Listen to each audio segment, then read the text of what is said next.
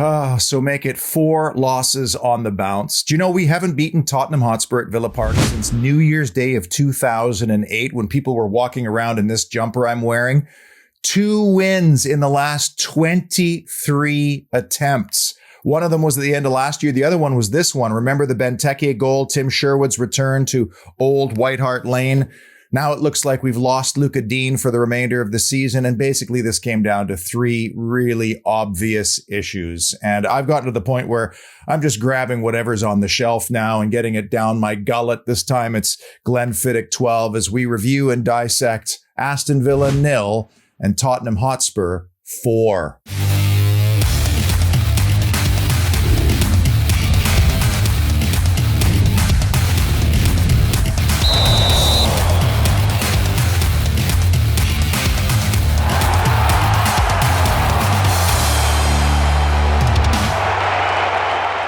Welcome inside the parlor. It's always a privilege having you here, and I deeply appreciate the support you continue to give this program, even during the difficult times. And let's start with a little word on Spurs and provide some context to the weekend, because is there a better counter-attacking squad right now than Tottenham Hotspur in the Premier League? I don't think there is. They have a great manager, yes, but one thing we should really pay attention to, because this is the journey we're about to go on. Spurs having to identify the ingredients they needed to integrate into that squad, then going out and getting those ingredients and actually assimilating them very, very quickly. You hear a lot of things about Daniel Levy and how he does his business, but the business he's done in the last 12 months or so has been transformative for Tottenham Hotspur. To bring in a 21-year-old Dejan Kulusevski, $29 million option to buy, by the way, and Rodrigo Bentancur, both from Juventus in Serie A, completely different league and style. And to see them both flourishing right now is quite remarkable as they have adapted to the Premier League and they've become key players. They bring in Romero last year, they clear out another 4, and now Spurs have completely transformed themselves and are legitimately a top 4 side, at least at the moment. And I'd really like to know how they do it. It seems like whenever we take a risk on foreign players, they flop. I had an entire show ready to go on Rodrigo Bentancur. I was so convinced he was coming to Aston Villa. He doesn't, goes to Spurs, and seems to be getting better with each and every week. Here we go with the Holy Trinity, the 3 big issues or moments that defined Aston Villa 0, Tottenham Hotspur 4, starting with the key statistics. Just look at this scene. This scene is worthy of so much more than loss after loss. Even the sky is painted in Aston Villa colors. But we must give you the key statistics, and for the second week running, the second straight game, Aston Villa outpossessed their opponents despite losing, and by the same percentage, 52-48. I'm starting to wonder if expected goals even matter anymore. I mean, if you could lose a game 4-0 and still have a higher XG, what does that even mean? The shots are incredible. Accurate passes encouraging. By the way, Douglas Luiz with a 96% passing percentage from 67 passes is very good, but 2 big chances missed. And we'll talk about those later. By the way, last week I wondered whether Steven Gerrard was evaluating the work of Austin McPhee, the set-piece coach, and whether he'd be back for next year. And I was surprised to hear that Aston Villa are actually among Europe's elite in terms of set-piece success. I don't even know where you'd begin to look for that statistic, but there were 2 routines that were pretty special in that game. I think both of them down to the cleverness of Coutinho. So is it the player? Is it the plan? But Villa also had 9 corners in that game, and I can't remember the last time they came close to scoring from one. I think it was the away win at Everton when they scored late in the first half. I have but one honorable mention in this program, and that was Villa's commitment to the robust physical challenge in that first half, similarly to their game at home with Southampton. And it started with Matt Cash going absolutely through Doherty, which ultimately led to the player having to go off later. But this was very right to the limit. And then after that, Tyrone Mings goes in very strongly on Kulusevski. Because it's Tyrone Mings, obviously it had to be VAR checked. But Mings, just a foul, no yellow card. He's walking on a tightrope in that department. And then how about Jacob Ramsey's collision with Rodrigo Bentancur, sending the Uruguayan arse over tea kettle? And both players, what I love about them, just popped right back up again and got on with it. Now, did those 3 challenges not remind you of a younger Steven Gerrard at times? This is how Villa has to play at home. They have to play 90 minutes of this because it does set a tone and it makes you more difficult to play against. Big issue number 3, the Konsa Calamity on Saturday. I'm going to make a not-so-bold prediction here and say that Callum Chambers will start at Leicester and Ezri Konsa may not get in again for the balance of the season. And I really like Ezri Konsa, but something has changed in this player, and he had a role to play in all 4 goals allowed. And the biggest and worst one was the first one, because it came just 3 minutes in, and this is an uncontested header. Yes, there's nobody there to help him mop up, but he's directionless with the clearance and take nothing away from Son. In fact, tip your hat to him. It's practically his first touch and it goes posted in. But when Steven Gerrard talks about defending the red zone, the danger area at the edge of the box, it was a tough old day for Ezri Konsa.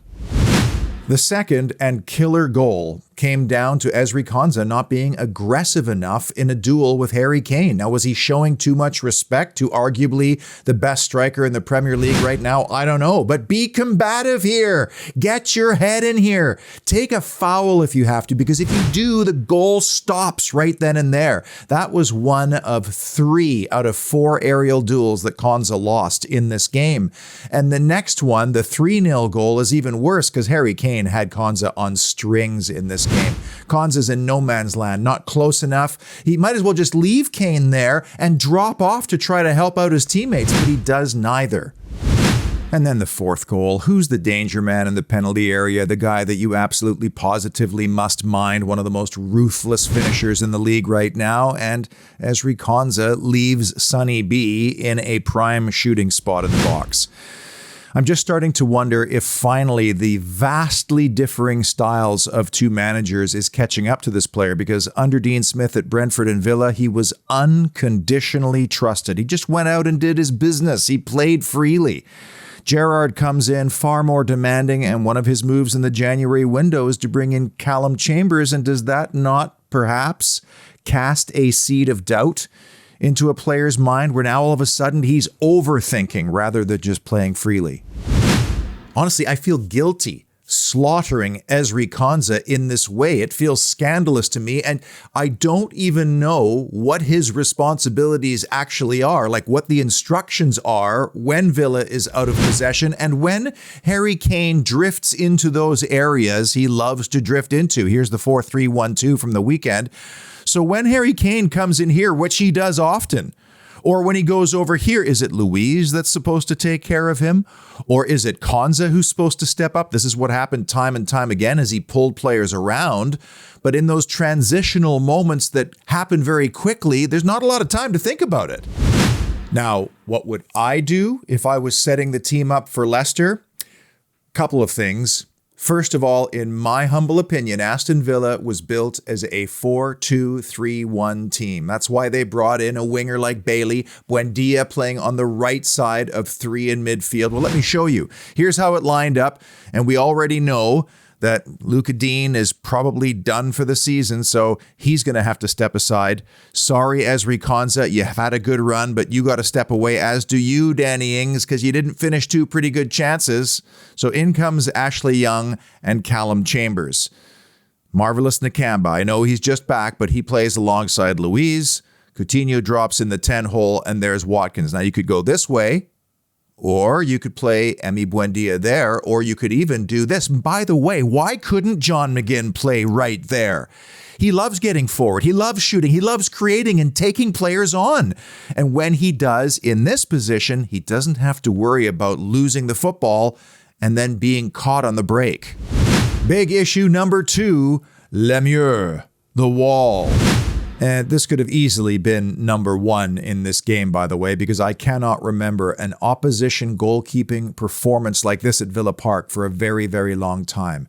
Hugo Lloris made 2 saves in that first half that probably changed the course, or at least the mentality of the game going into halftime. The first one came off that wonderful run by Jacob Ramsey, and what was incredible about this was just before the strike, Lloris stoops down because goalkeepers instinctively expect that kind of a shot from that position to go across goal into the far post.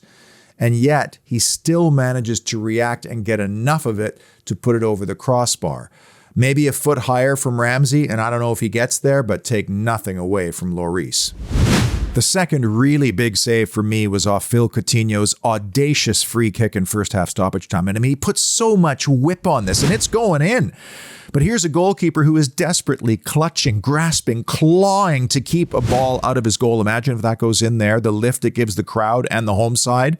He also made the flying save off John McGinn in the first half, probably made it look a little bit more spectacular than it needed to be. But he also did some of the ugly bits, like going into really congested areas and claiming crosses without leaving behind any crumbs. Sonny had a great day, wonderful hat trick, but Hugo Lloris for me was the man of the match because without him in that first half, this could have been a totally different story. And the number one big issue that defined Villa 0, Tottenham 4, one word: ruthlessness. I showed you the stats earlier. Villa had 8 shots on target and couldn't score from any of them. Spurs had 5 and scored 4 goals. But also in that first half, Villa had 3 gilt-edged cast iron opportunities to ripple the netting, and they could not. The first one in the 28th minute was absolutely gorgeous from a set piece. Coutinho clips it over the top. Danny Ings is wide open and uncontested. A year ago, you would have put bank on him slotting that home, and he couldn't. 10 minutes later, a through ball that is flicked on perfectly by Ollie Watkins finds Danny Ings wide open at the back post. And again, with a perfect chance to tap it in past Lloris, he gets it all wrong. And these were the situations that we all thought Danny Ings was precisely brought in to solve. Ollie Watkins is gift-wrapped a wonderful clipped ball by Phil Coutinho in the 32nd minute, and he doesn't get above it, and so he heads it over the crossbar, and I don't know technically if you can consider that a big chance. But your strikers must hit the target in those situations because they just don't come around an awful lot. And this is what makes me wonder if, say, I don't know, a Cameron Archer was in that exact same position at the exact same moment. Would he have hit the target and tested the goalkeeper? Or for any of the other chances that Villa had in that first half that Danny Ings squandered, for example? You know, Sonny would have hit the target. He has more non-penalty goals now than Mo Salah. And I bring up Cameron Archer because he scored again for Preston North End this weekend, game winner, and we can now legitimately say he is having a Tammy Abraham-like run in the championship. The difference is, and with all due respect to PNE, he doesn't have Grealish, Hourahan, or McGinn feeding him like Abraham did during our promotion year. And just what if he had the type of players around him like, Coutinho, Buendia, the 2 fullbacks, Dean and Cash, feeding him with his movement and game IQ? Steven Gerrard said it this week. He is going to give Cameron Archer a chance to make the team in preseason, and by golly, I hope he takes it with both hands. And then at the other end, Son just needs 3 strikes of the football to earn a hat-trick. Kulusevski from a difficult angle goes through the legs of Mings and into the bottom corner where Emi Martinez can't reach, summarizing not just the game, but the season as a whole and reinforcing what me and so many other people have been saying for weeks now. Aston Villa must target an elite striker and an elite center back as part of their summer transfer plans. And speaking of center backs, I thought Romero had an excellent game for Spurs. Seems like he's allowed to go anywhere he wants, but he's tough. He's a footballing center back. I thought he had Ollie Watkins in his back pocket all game long. You know what makes me feel better? A little bit of nostalgia and this fine view of the old Trinity Road stand and, of course, the vehicles that are driving past it.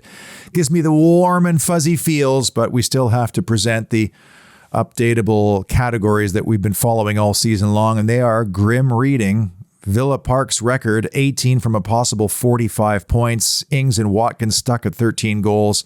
And versus the top six, 3 out of 27 points. So now Villa have to wait a full 2 weeks before trying to bounce back from that very stinging loss over the weekend. A trip to Leicester in store, followed by Dean Smith's Norwich coming to Villa Park. It's quite incredible. Against their 19 possible Premier League opponents, Aston Villa have only beaten 9 of them, and only one currently resides in the top 8, and that's Manchester United. Until that time, try to stay positive, stay well, of course, and as always, up the not so mighty Villa at the moment.